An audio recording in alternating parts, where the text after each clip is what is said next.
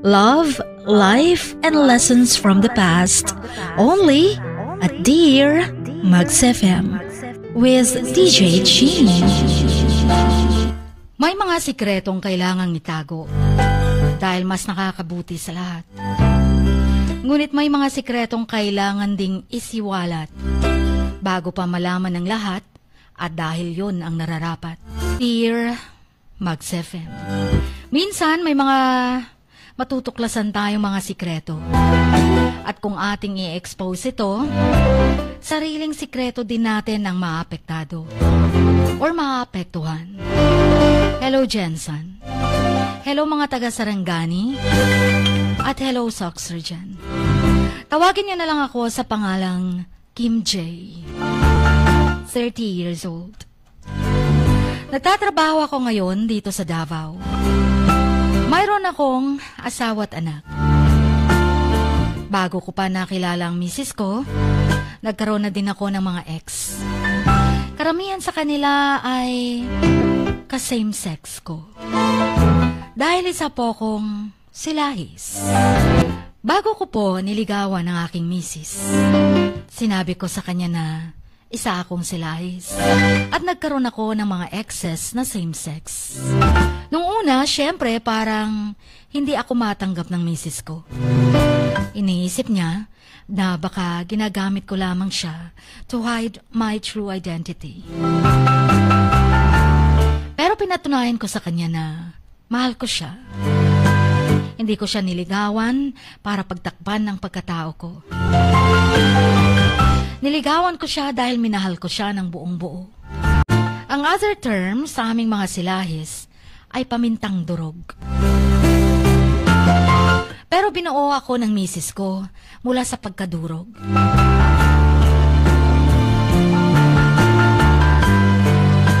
Silahis po ako by emotion, but not my action and expressions. Kaya no one knows about who I am, not unless kung matagal ko ng mga nakasama.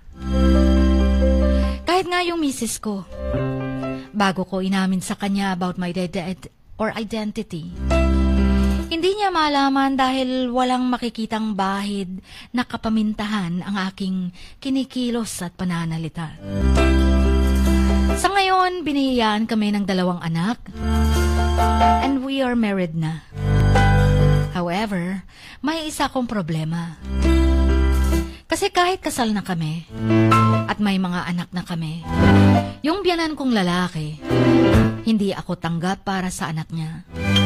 Laging akong kinakausap niya na pagalit. Sa tuwing bumibisita kami ng asawa at anak ko sa kanila, laging nagpaparinig yung biyanan kong lalaki.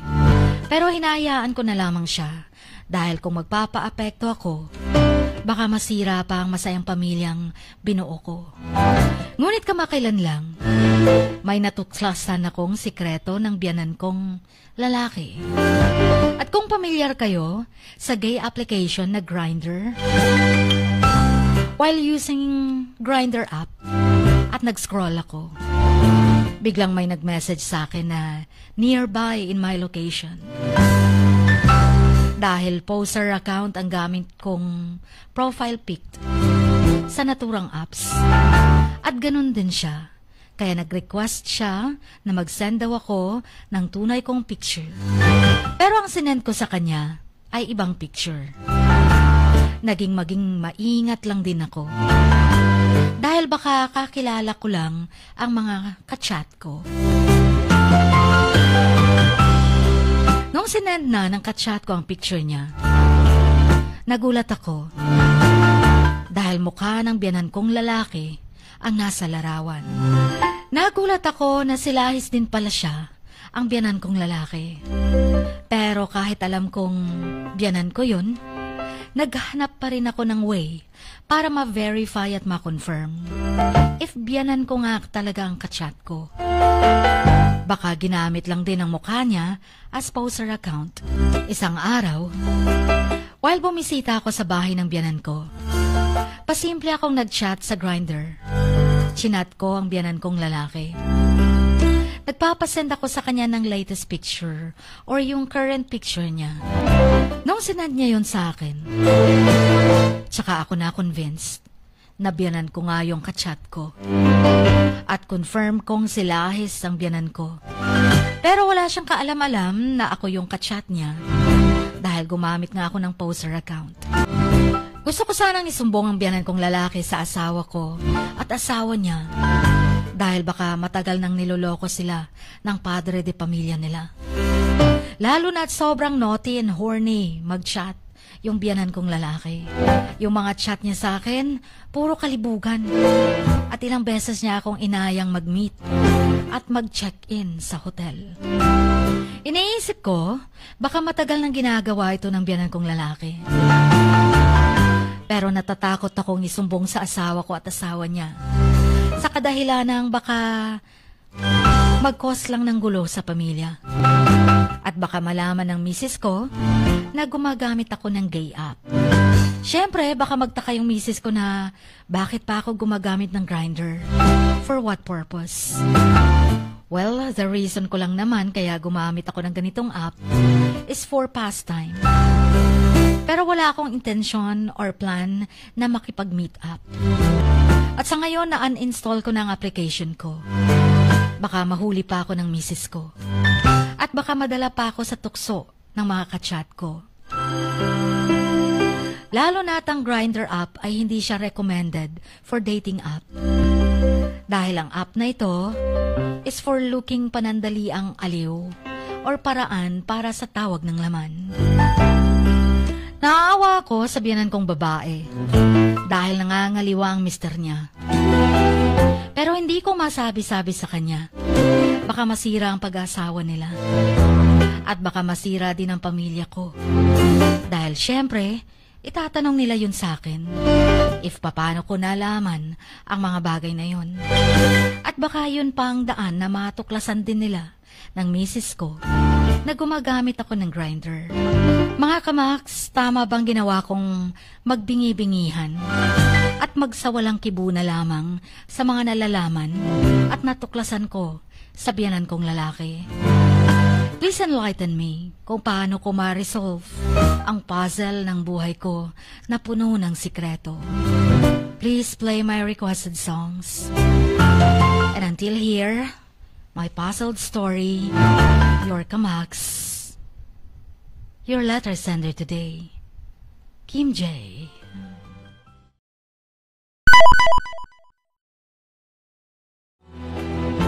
Diba nga, baka kasi kaya ayaw sa kanya ng kanyang biyanan. Kasi diba ayaw daw sa kanya, hate daw siya. Kasi parang naaamoy kanya, na pareho kayo, na si Lahis din. Parang ganon. Oh, parang ayaw niyang parehong ano niya. Baka kasi naisip niya, ay si Lahis doon tong ano ko. Son-in-law ko. Pareho ko, baka pareho ko ding magtataksil sa asawa. Kaya di ba, yung magnanakaw, galit sa kapwa magnanakaw.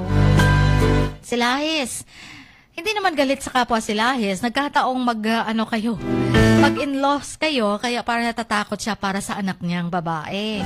Na baka lulukuhin mo rin, kasi naaamoy ka niya na si Lahis ka din. Diba? Something like that. Kung ano mga reason niya, na-hate ka niya, siguro hindi yun yung solusyon para kung ano-ano lang na lang isipin natin. Siguro ang isipin mo na lang anong weakness niya na pwede kayo magkasundo. Total, pareho naman kayo, nagkakaintindihan kayo. Malamang sa malamang, magkakaintindihan talaga kayo.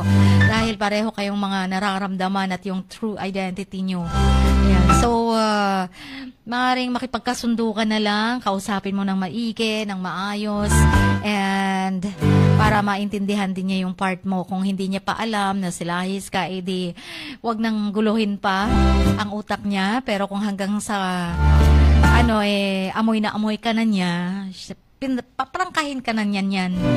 Okay? Pero kung pagdating naman sa sikreto niya, I guess wala na ring room for, parang, pagkatapos ay pag sinabing si Lahis siya, etc., magugulo nga naman talaga. Bakit mo nga nalaman? Kasi, nakikipag-chat ka din pala.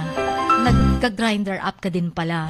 Diba? So, hindi lang siya ang binubuko mo, kundi sarili mo din. Diba? So, parang, ano nyo na lang, halimutan nyo na lang, nag-uninstall ka naman na. Magbago ka na, magbabago na din eventually siguro, pagdating ng araw, yung in-law mo, yung biyanan mong lalaki, maaring alam na ng asawa din niya, o ng asawa mo din. Just that, hindi lang din nila masabi, kasi for sure, kung merong higit na nakakilala sa kanya, yun yung mismong asawa niya, yung mother-in-law mo. At yung anak, kung maring hindi niya alam at ayaw niya ng pag-usapan, edi bakit ka pa bakit ka pa maglalagay ng asin dun sa pain? Okay ba? Diba parang what I mean is, para ano bang mahihita mo after revealing the secret? And everyone has secrets, I guess. And secrets na hindi na kailangan pang sabihin dahil ayaw makasira ba ng pamilya, or may mga sikretong white lies lang, white secrets na wala na, no big deal. Diba? May mga ganyan na hindi na kailangang wala namang mahihita. Parang ganun. It's no big deal. Alright? Pero something like that big deal na sikreto, I guess it's all up to you now. Kasi iisipin mo, kung isa yung manggagaling, magugulo lang ang mundo sa paligid mo. Sa yung manggagaling, ikaw din ang mabubuko. Kung sa yung manggagaling, magiging iba ang tingin sa'yo ng asawa mo, ng mother-in-law mo, and at the same time yung father-in-law mo. Di masisira pamilya mo, di ba? So kung wala namang good benefits, di ba? Wag na lang. Ayan, hayaan mo sila na yung makakatuklas nun. At problema na nila, matured naman na. Matanda na yung father-in-law mo. Okay? Diba? Hindi mo nga ma-solve mga problema mo at lahat ganyan, diba? Yun pa, makikialam pa, dadagdagan pa ba? So, wag na lang. Okay? Para sa ikatahimik ng iba, magkaroon ng peace of mind ng lahat. Pero kung nakikita mo na harap-harapang niloloko yung mother-in-law mo, at iba na, pagdating ng panahon, perfect timing lang. Okay? Malalaman din. Okay? Ayan, syempre, concern ka din naman na ayaw mong niloloko yung mother-in-law mo. Ayaw mo din namang pati anak-asawa mo, niloloko din ng tatay. Diba? Et cetera. Pero, yun lang. Kasi, makikipag-meet up and all, what if magka-AIDS, et cetera. So, perfect timing lang, It's all up to you. You just have to weigh the situation, then consider all the considerations, and then, pakinggan natin kung anong advice ang ating mga kamaks. Regarding sa problema mo, kung tama bang magbibingi-bingihan ka na lang, o marapat bang sabihin at aminin kung anong sikreto ng biyanan mong lalaki. Alright, anyway. Sa bawat pagluha mo, may nakatagong kwento. Sa bawat ngiti mo, may gustong sabihin ang puso mo. At sa likod ng iyong halakak at maging sa pagkabiko mo, may mensaheng nakabalot sa iyong pagkatao. At ang tanging nais mo lamang ay mapakinggan ang mga ito ng buong mundo. Dear Max FM with DJ Chini. Life has got all those twists and turns. Stand up for what you believe in. What lies behind you and what lies in front of you pales in comparison to what lies inside of you.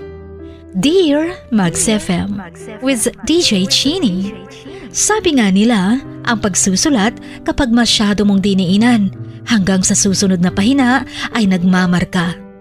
Katulad ng pagmamahal, kapag masyado mong ibinigay ang lahat, yung sakit na gawa ng nakaraan, dala pa rin hanggang kasalukuyan. Dear Max FM, you own your story and you are the author of your own book of life. Don't let others write your script, but let others hear your story and make them inspired. Kaya sumulat na, maging bahagi ng aming programa, Dear Max FM with DJ Chini, tuwing Lunes hanggang Biyernes, 1:00 hanggang 3:00 ng hapon sa Max News FM, Sock Sargent. Love, life, and lessons from the past, only at Dear Mags FM with DJ Chin.